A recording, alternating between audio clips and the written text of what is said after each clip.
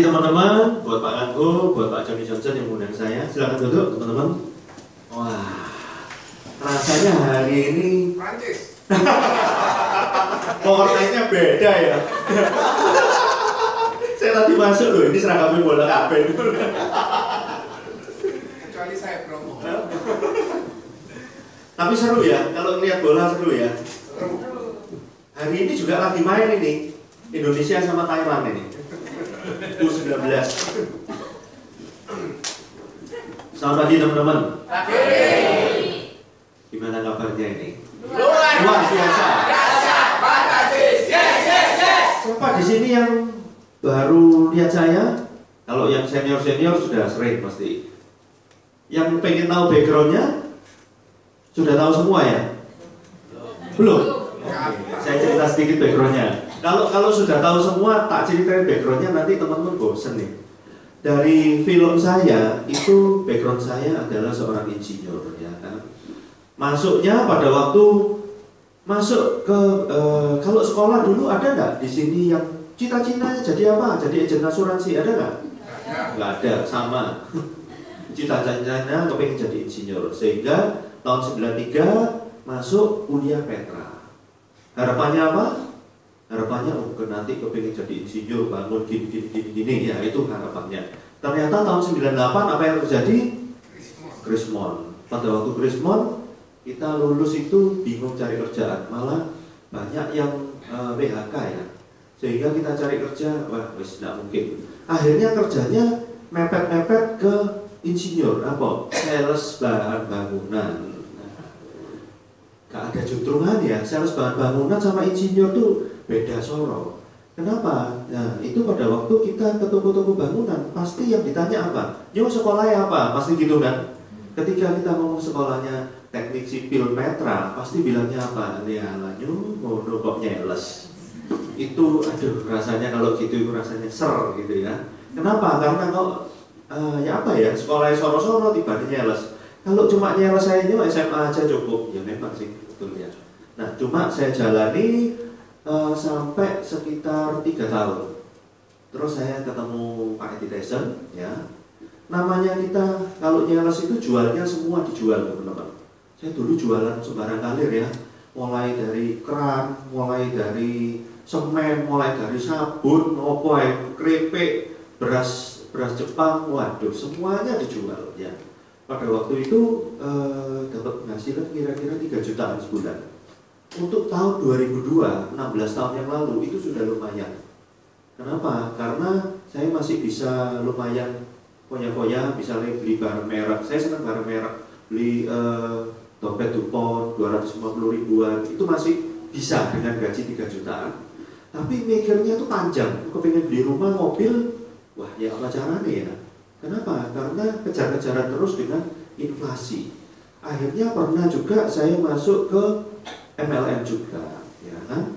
Masuk di koin emas, nggak perlu sebutkan nama. Kepingin kaya.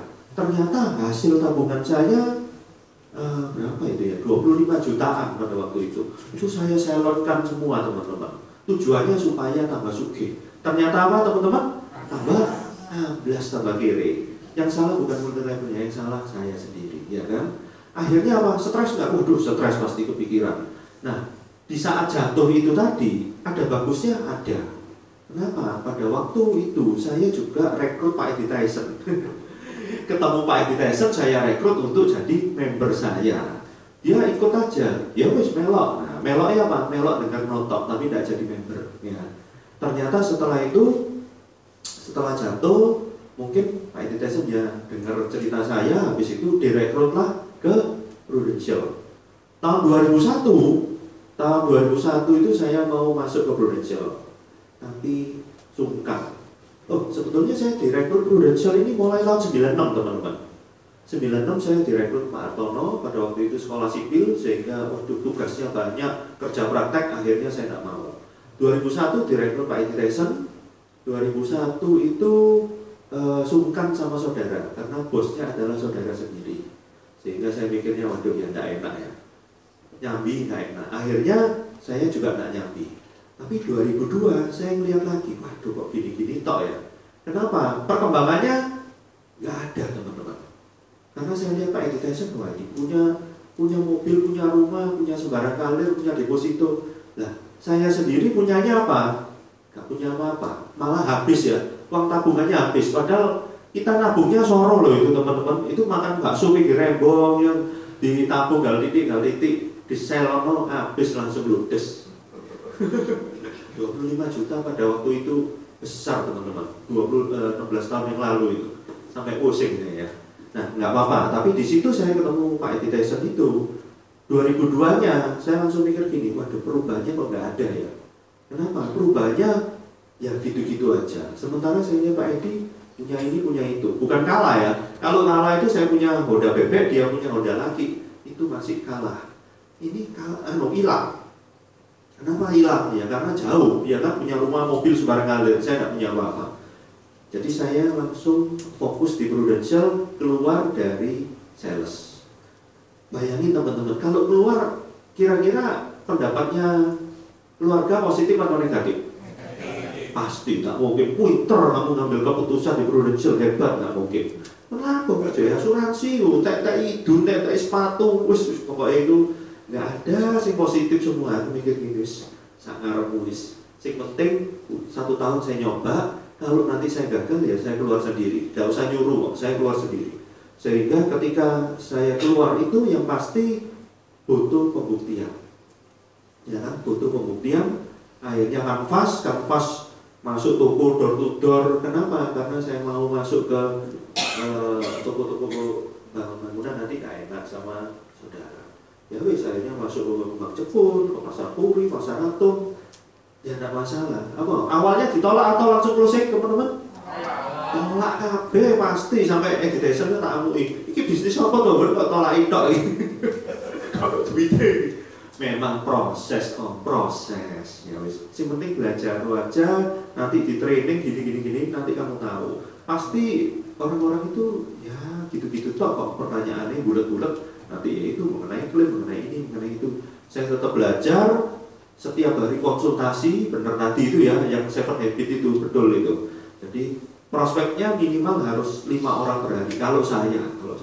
Supaya apa? Supaya dapat duitnya juga cepat, right? Iya kan? Kita sudah buang ya. Sudah buang berarti income-nya berapa? 0. Ya kan? Celengan saya sudah habis nggak? Habis. Berarti kalau nggak fight, mati nggak? Oh, pasti mati. Berarti fight-nya langsung habis. Ternyata setelah nabur, oh iya ternyata gitu-gitu tok ya problem nih. Baru mulai nuai, sehingga 3 bulan itu saya dapat omset 300 juta dan dapat Star Club. Itu luar biasa. Jadi dari sana perubahannya mulai berubah nggak teman-teman? Mulai berubah, mulai beli mobil, mulai masuk koran, mau jadi artis ya. Terus setiap tahun ke luar negeri, dan itu yang membuat kita berubah dari dulu nggak punya apa-apa sampai sekarang bisa kayak gini juga berkat di Prudential. Nah, itu sekilas biografi saya. Mungkin saya kasih materi ya supaya teman-teman yang lemes-lemes bisa jadi jos. Nah, saya ngikuti bola itu teman-teman. Tujuannya apa? Saya nggak suka taruhan karena saya sudah pernah taruhan kan Pak Selono KB Lundung kan 2002. Jadi saya nggak suka namanya taruhan, tapi saya suka beli semangatnya itu loh teman-teman. Wih, ini sama ini semangatnya apa? Itu yang saya suka. Nah teman-teman, kita di Prudential ini teman-teman, bisnisnya apa sih teman-teman sebetulnya? Jualan apa teman-teman? Jadi ini, kenapa terkadang ada agent yang rajin, ada agent yang nyantai, ada yang ya apa ya, kayak kerjanya itu aras-arasan gitu loh. Pernah nggak teman-teman ini fight terus? Kalau saya dulu waktu saya masih agent, saya nggak pernah yang setiap hari 5 orang per hari itu nggak pernah lepas. Lebih ya kurang nggak? Kurang dari itu saya nggak mau ulang. Karena saya mau fight. Saya sudah pesan ke leader saya di Prudential nggak mau biasa-biasa. Saya mau kaya di Prudential. Ya apa caranya? 7 orang pasti tak kejar. Nah, sekarang saya mau tanya, teman-teman di Prudential ini mungkin Kalau untuk diri sendiri, nah ini final sprint Q2. Nah, Q1-nya teman-teman gimana teman-teman? Saya tanya dulu. Ini kan anggap aja Juli ya. Saya review sebentar ya. Q1 teman-teman gimana? Januari sampai Juni. Banyak nggak di sini yang ikut goal setting? Sudah ikut semua ya? Ya, ikut goal setting. Nah, pada waktu goal setting, teman-teman banyak nggak menulis hal-hal yang indah-indah? Siapa di sini yang sudah ada tujuannya di Januari? Pada waktu Januari ikut goal setting sudah nulis, saya kepengen apa? Siapa yang sudah nulis? Banyak ya? Nulis semua ya? Nulis semua dan semuanya sudah dikonversikan ke API ya? Supaya tujuannya itu tercapai. Kalau tidak dikonversikan ke API nanti kan bingung. Misalkan, oh saya mau beli ini. Oke, API-nya harus 300 misalkan. Berarti kalau Juni minimal API-nya ada harus berapa? Kalau misalkan 300 nanti harus 150. Nah, saya sekarang mau survei teman-teman. Teman-teman semua yang hadir di sini, berapa orang yang sudah 50% dari target Anda? Misalkan, target kan sendiri-sendiri ya. Maksudnya goal Anda kan sendiri-sendiri. Jangan lihat yang orang lain. Jadi misalkan, oh saya mau 100 berarti saya 50 kan. Oh saya 200 berarti harus 100. Karena setengahnya kan, ini kan sudah Juli. Siapa yang sudah 50% dari yang Anda tulis? Ada nggak teman-teman? Belum ada. Siapa yang 40%? Oh keliru be. Siapa yang 75%? Sama tahu. Siapa yang seperempat? Nah, seperempat sudah ada yang kanan ini. Siapa yang 10%? Wah, demikian keliru ini rasanya ini. Cek teman-teman, berapa penawarannya? Berapa? Berapa persen? Oh, 99%. Wah, tepuk tangan buat teman-teman. 99%. Nah, berarti Q1 Anda ada yang harus dibenahi. Setuju nggak? Ya, harus dibenahi. Bukan wah gak berhasil, nggak ada. Buat saya nggak ada istilah gagal, nggak ada. Yang ada hanya sukses dan sukses luar biasa. Kenapa? Karena kita sudah berjuang, itu berarti sukses. Walaupun belum capai target. Tapi kalau target Anda tercapai, berarti Anda sukses luar biasa. Ya, ingat itu, tidak ada kata negatif. Tidak ada. Yang ada hanya sukses atau sukses luar biasa. Kalau Anda hari ini sudah Juni, tapi Anda masih belum mencapai goal Anda separuh, Anda belum sukses luar biasa, tapi Anda sudah sukses. Kenapa? Karena selama 6 bulan Anda kan berjuang. Nah, teman-teman, kalau dari biografi saya, Anda apa yang Anda sukai? Siapa di sini yang suka jalan-jalan? Siapa di sini yang suka duit?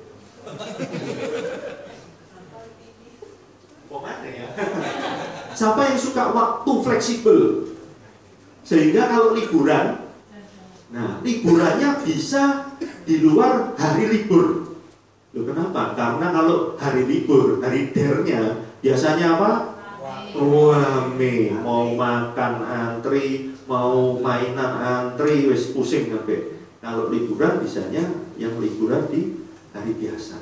Siapa di sini yang suka shopping? Oh, berarti saya bener. Kenapa? Kalau saya survei, siapa yang suka jalan-jalan? Nggak ada. Siapa yang suka duit? Nggak ada. Suka jalan-jalan? Nggak ada. Mulai aku. Oh, keliru berarti.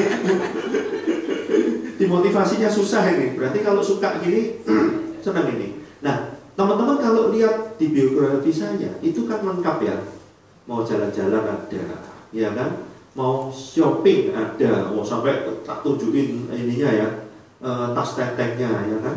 Bahkan kalau di tempat keramaian itu, waktu bayar itu untel-untelan kayak gitu teman-teman. Karena itu euro loh teman-teman. 1 euro itu di atas 15.000. Tapi kalau sama anak Prudential itu tidak laku euro. Royokan seperti ini. Telat sitik hilang. Saya dikirimi teman saya sama Pak Suramin itu ya, LV, waduh, Louis Vuitton, terus apa aja. Yang merek-merek, saya lihat di Paris loh, antrinya 40 meter. Wih gila, karena merek loh ini. Antrinya sampai 40 meter. Berarti di Prudential semuanya bisa nggak kita capai? Bisa. Oke. Berarti buat diri sendiri, Anda sudah tahu ya. Buat diri sendiri itu berarti keuntungannya banyak nggak? Banyak sebetulnya. Oke. Sekarang kita lihat beneran. Apa sih kerjaannya kita ini? Kalau itu kan tadi buat Anda sendiri. Tapi sebetulnya kerjaan kita ini apa? Supaya Anda benar-benar, wih iya rek, aku nek males-malesan gak bisa. Nek aku telat, bahaya ya. Nah mungkin setelan satu film dulu.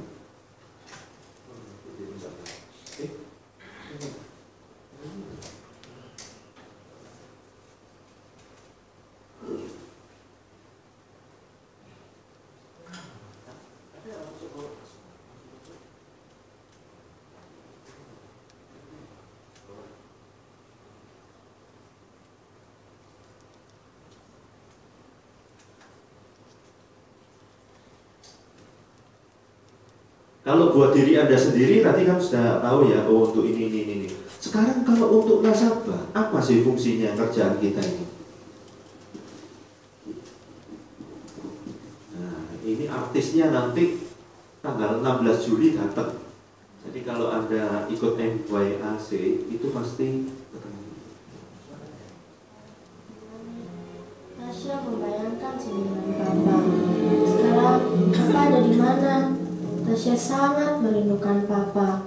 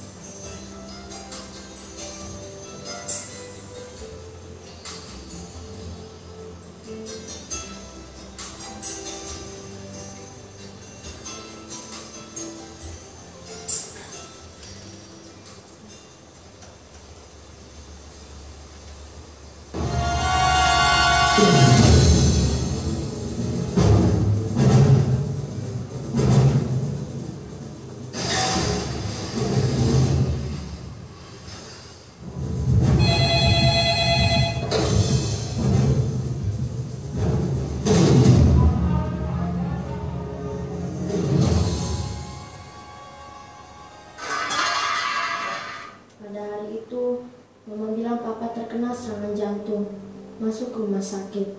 Mama, Tasya, dan Nisa ingin sekali mengucapkan selamat tinggal dan salam sayang sama Papa untuk terakhir kalinya. Setelah kami kehilangan Papa, kami juga kehilangan segalanya, Pak.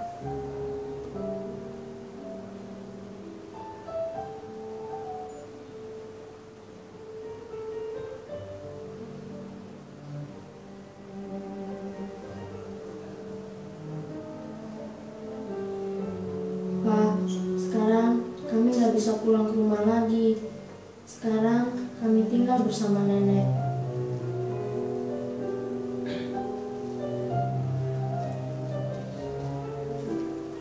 Ketika Tasya tidak bisa tidur, Tasya mendengar suara tangisan Mama. Pak, Tasya sangat merindukan Papa bersama Mama lagi.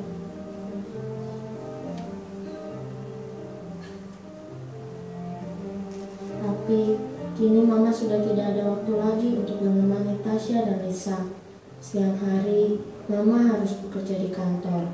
Dan malam harinya, Mama harus menjahit untuk tambahan uang buat hidup kami.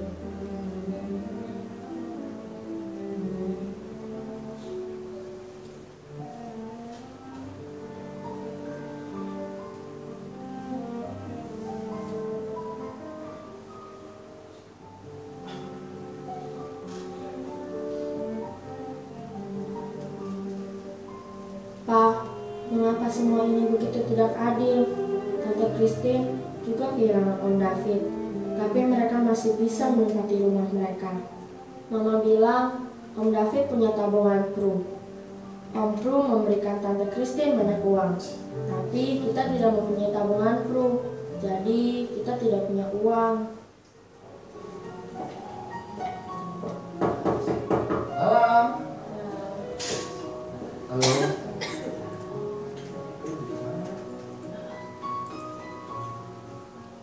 Oh iya, Ma. Tasya ingat, ini kan Om Pru yang ada di rumah Tante Christine, Ma. Wah, kamu pintar ya. Ingatan kamu bagus sekali.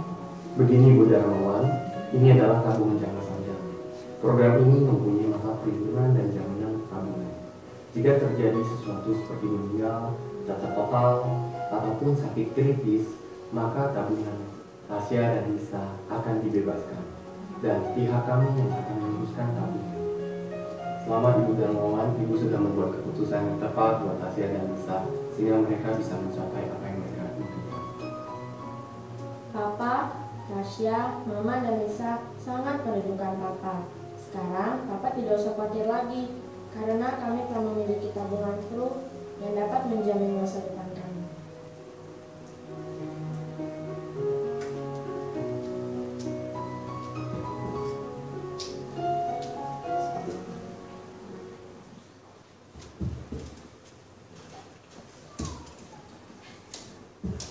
Teman-teman, itu loh pekerjaannya kita.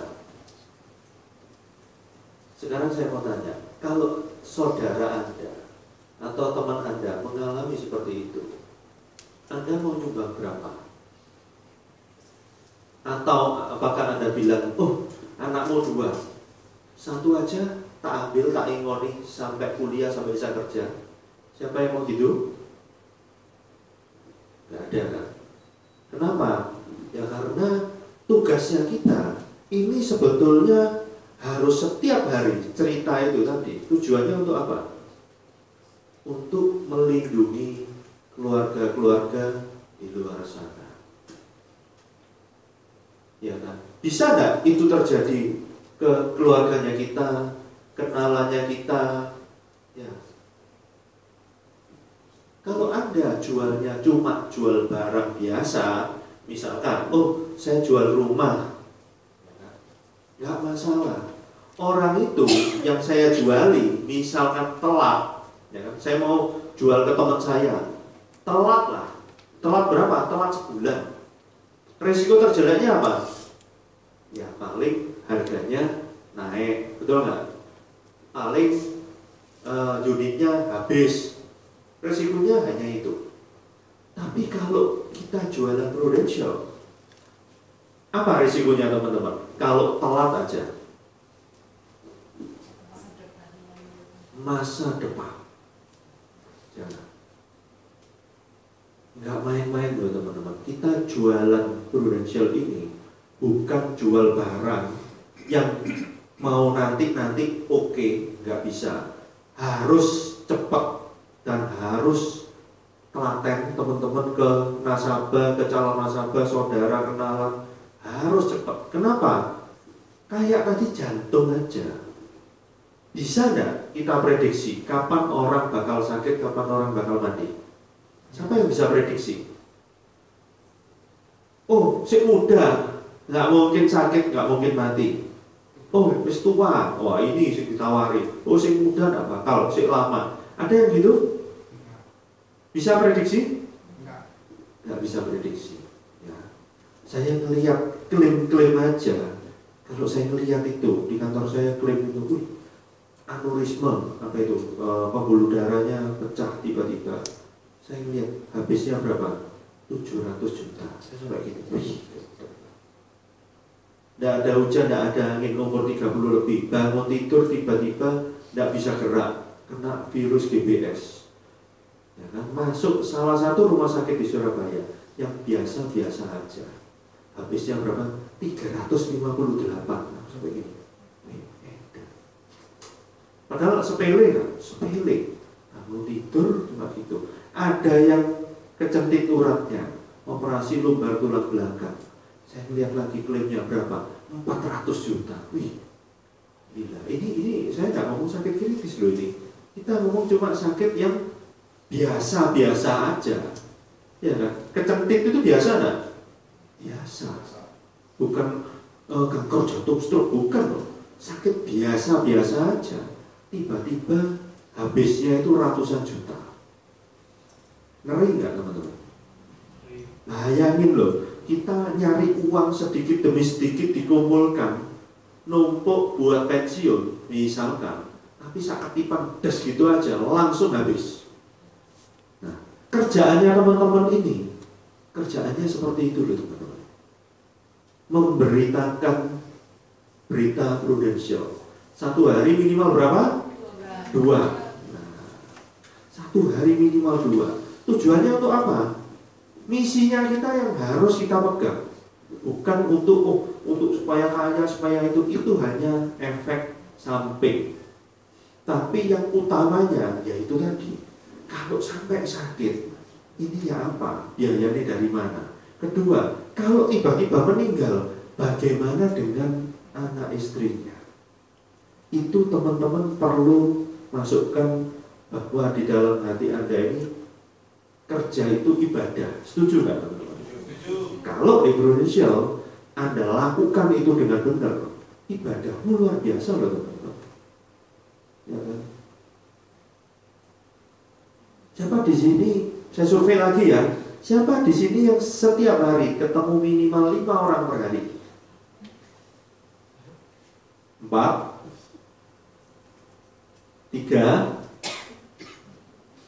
3 orang per hari nggak ada. Oke, 2 orang per hari.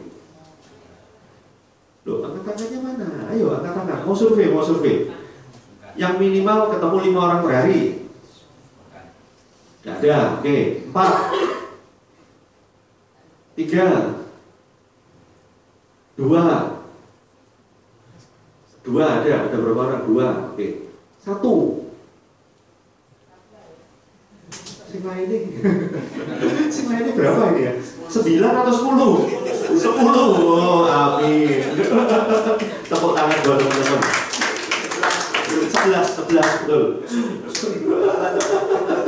Justru kerjaan kita ini teman-teman, waktunya itu sebetulnya fleksibel, betul nggak? Jam kerjanya tadi kalau di 40 jam ya per minggu ya minimal. 40 jam per minggu itu kan tidak harus di kantor. Anda mau kerja dimanapun boleh nggak? Boleh. Nggak ada alasan sebetulnya. Oh, saya nganterin anak. Loh, emang kamu nganterin anak nggak ketemu manusia? Loh, ketemu kan? Oh, aku di kantor, aku di pabrik misalnya. Di pabrik ada orang nggak? Ada. Di kantor ada orang nggak? Ada. Jadi menurut saya dimanapun, apalagi kalau minimal 1 hari ketemu 2, dimanapun Anda bisa kok, dimanapun, ya kan? Kan tidak ada, oh kamu harus prospeknya di sini, nggak ada, dimanapun. Berarti ketemu siapapun asalkan orang itu masih hidup, prospek. Walaupun